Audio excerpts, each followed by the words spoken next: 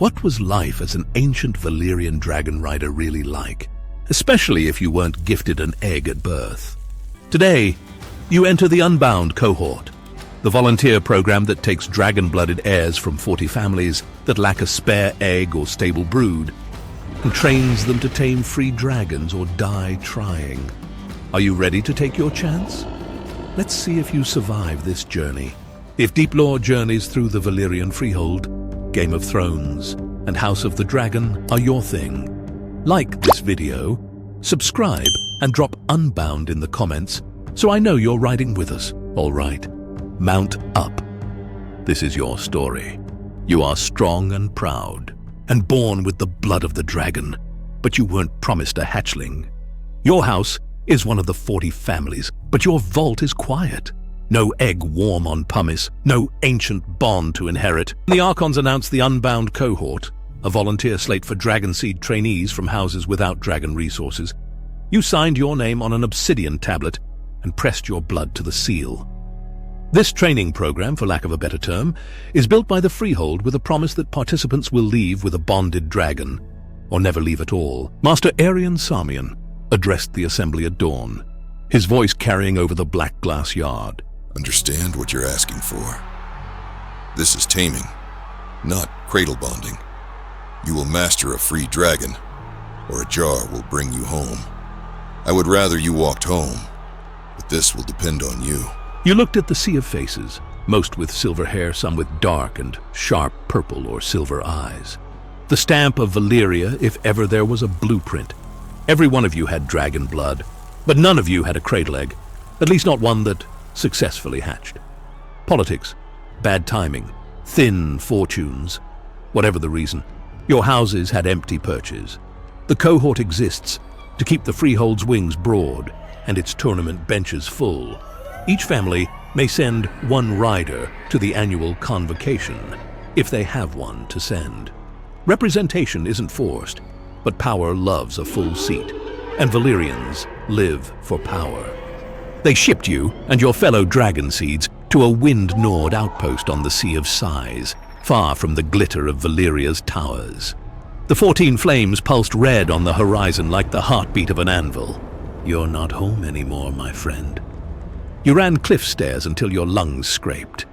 You studied flame mathematics and wind tables.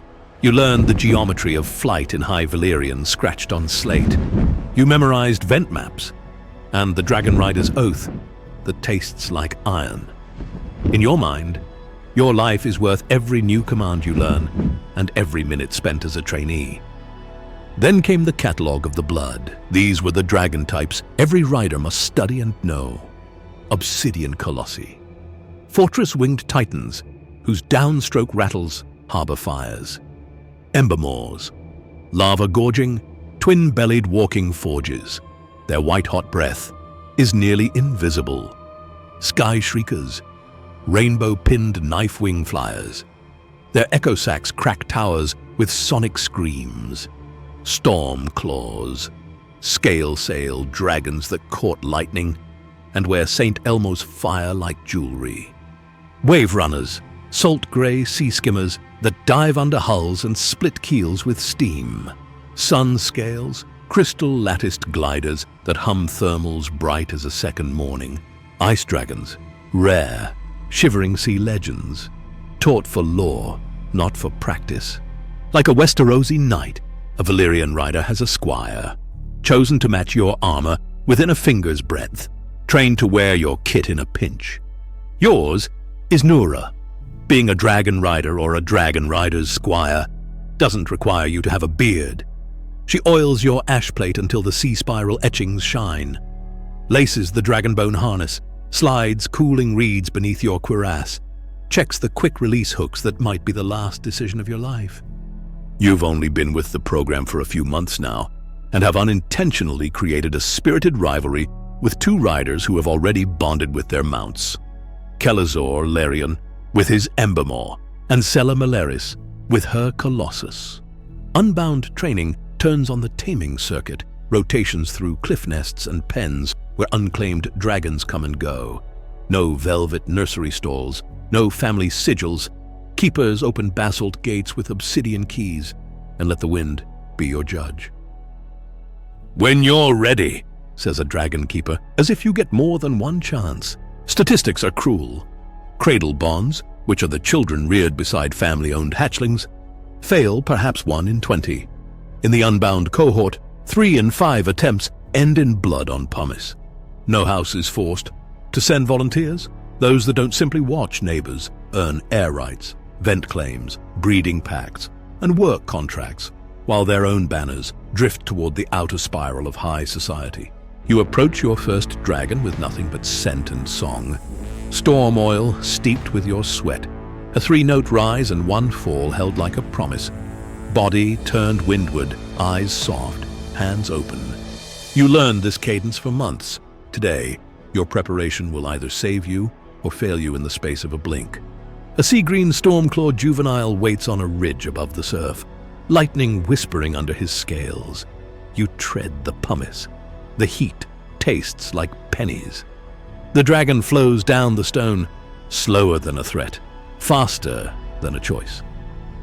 You set your palm to the hinge of his jaw. Your skin should blister. It doesn't. Later, some will call that magic. You aren't quite sure what to call it. Name him. He won't be yours until you name him. Choose carefully. Your bond starts today. Valyth, you say. Storm bright, tide strong. The name fits like a gauntlet. Bonding isn't the end. It's just the beginning of much harder days. Cradle riders learn like infants learn steps. Unbound pairs learn like knife fighters learn distance. 1 wrong inch, and the lesson is written in bone or ash.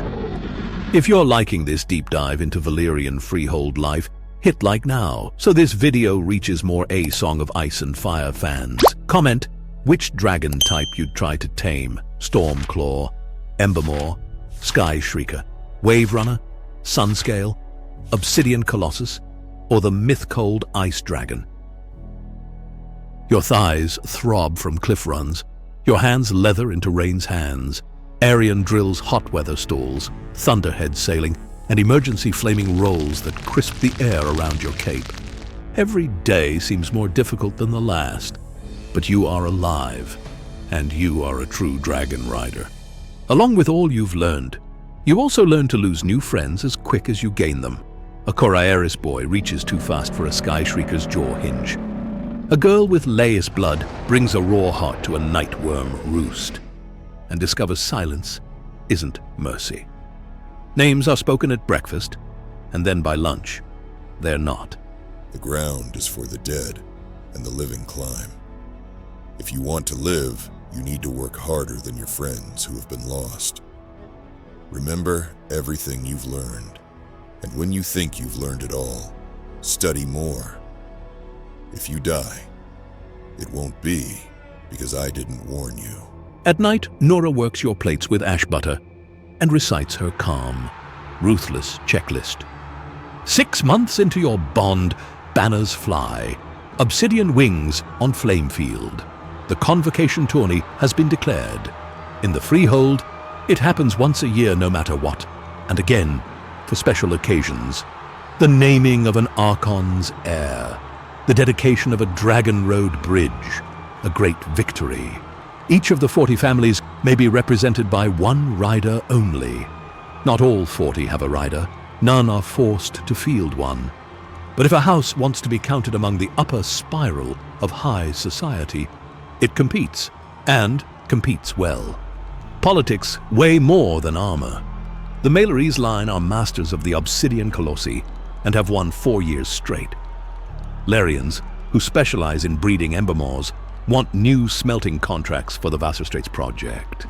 Sarmion, your house, breeds Stormclaws and Sky Shriekers. If you do well in any tourney, the Archons will award a lighthouse contract and a coveted voice on the Weather Council.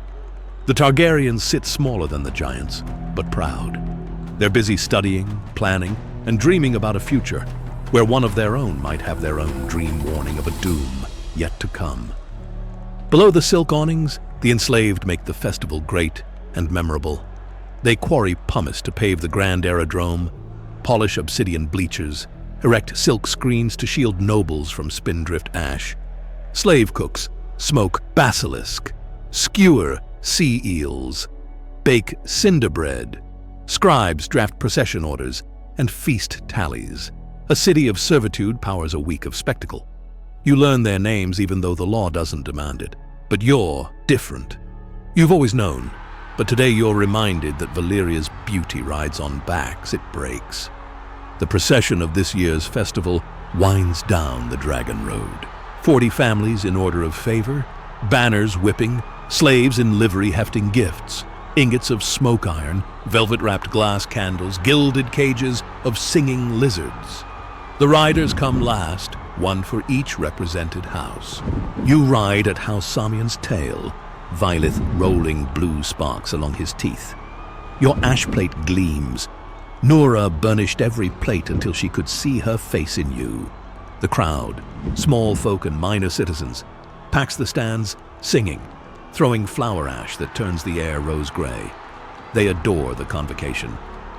Cheer saved for a year erupts in a day.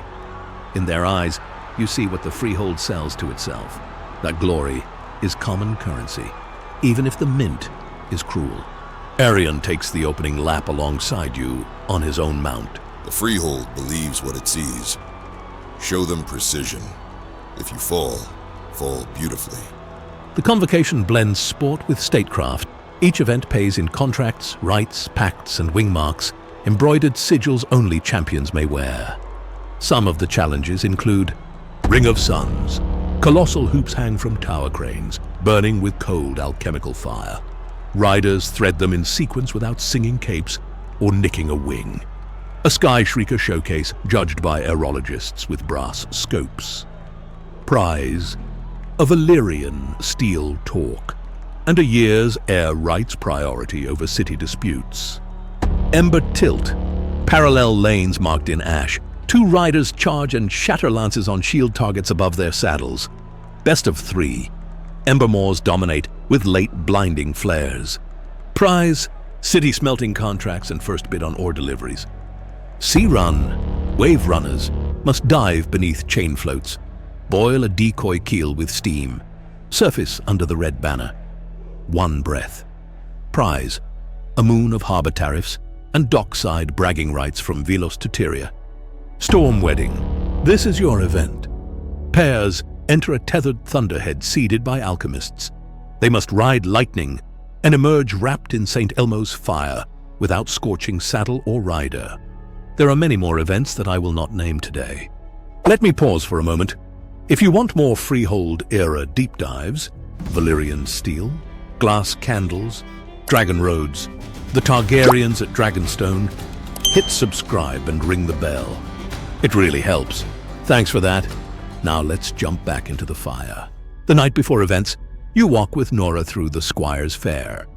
Leather glue and hot wine, pumice paste and fish oil, racks of harness, steam plumes from brooms. Squires swap recipes, vinegar rinse to wake a sluggish embermore, ash butter ratios to keep plates from spoiling, a salt oil rub that makes Stormclaw scales shed soot. The 40 families sit in spirals from inner circle to outer rail. Maleris, Larian, Sarmion, Targaryen, Correris, Daelor, and lesser names time will forget. Empty daces speak loudly, decline, eggs gone cold, failed tamings, or a calculated snub. Priests toss powders into braziers and read flame tongues. Foreign envoys from Korth, Norvos, and Old Geese scribble notes. Policy will be set in council, but tilted here. It's the afternoon of the first day. Alchemists seed a black bruise of cloud over the sea. The stadium hushes, the pause before a cough. Aerion checks your harness like a rite. It's about to begin. Nora slides your visor down and touches your wrist. You breathe the cadence. Valeth answers with a rumble you feel in your ribs. You climb into the bruise. Rain needles your plates. Lightning flickers like fish under ice. You become breath and math and memory. The first strike hits like a hammer from the moon. Blue fire crawls your ridges. The world whites out and then returns. You sheath the current along Vyleth's spines, not into your bones, and rise, streaming, living lightning like a bride's veil. Kelazor Aerion dives with his ember maw, heat shimmering.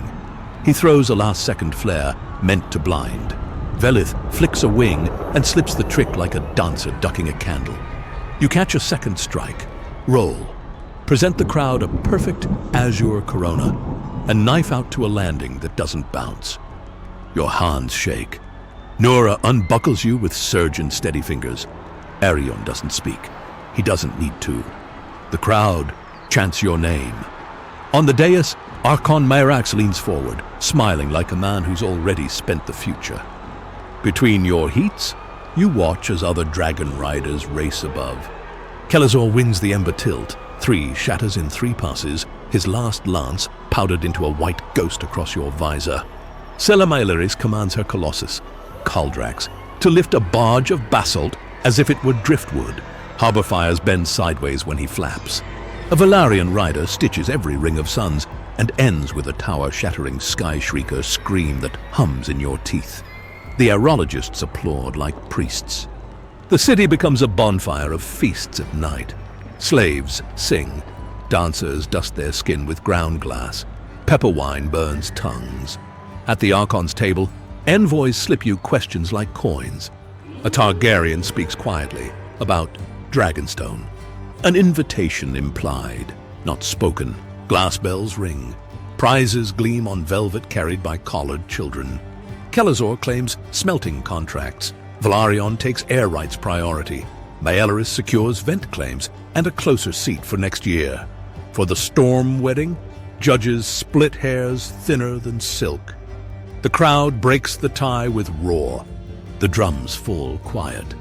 A wave runner trainee misjudges a swell and slams the harbor wall. Crews rush in with ropes, all while stewards continue reading out winners. That's the split truth of Valyria, in one breath. Celebration at center stage, and lives realizing the cost of flying in contest. And that truth answers the question we started with. What was life like as an ancient Valyrian dragon rider, especially one who is unbound? An unbound rider had to earn their mount, it was not granted.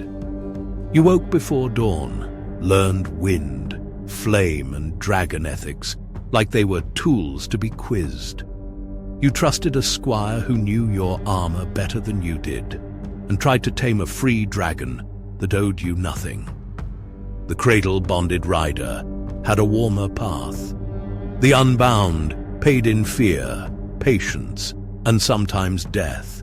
Yet if you survived training, if your cadence matched the temper of an untamed drake, the sky would open to you with opportunities only dreamed of. Then came the politics that were disguised as dragon riding games. One rider per family on the field, prizes that were actually contracts, and rights that weren't handed out to just anyone. So what did it mean in the end? It meant carrying both parts of Valyria at once, the pageant and the price. You flew so your house could stand tall among the 40. You accepted that slaves built the stadium, that not every trainee returned, and that victory brought the possibility of more work, just as often as it presented you with glory. And still, after the banners came down, you checked your harness, touched the spiral pearl, and mounted again. Because being a rider wasn't about a single tourney or a single flight. It was choosing every day to master fear, honor your squire, respect the dragon, and meet the wind on its own terms. You were a dragon rider now. You earned it, and it showed. That's the whole of it. Hard, dangerous, and unforgettable. If this brought the journey into focus, hit like and subscribe. Then tell me which event you'd enter, and whether you'd take the cradle's comfort or the unbound path. Fly safe.